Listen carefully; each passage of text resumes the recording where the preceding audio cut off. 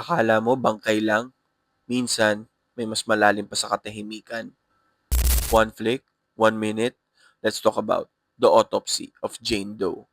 Isang gabi, may nilalang bangkay ng babae sa morgue. Wala tong pangalan. Hindi talaga siya mapagkilanlan. Kaya tinawag na lang nila itong Jane Doe. Pero may kakaiba sa kanya. Parang hindi siya galing sa mundo natin. Magama yung coroner. Sanay na sa autopsy yung dalawa. Pero habang binubuksan nila yung katawan, mas lalo silang nababaliw sa mga nakikita nila.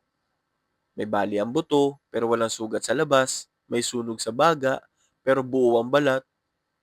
Weird. At teka, buhay pa ba to? O may kung anong sumusunod sa kanila habang ginagawa nila yung autopsy? At habang lumalalim sa paghiwa, mas lumalalim ang sumpa.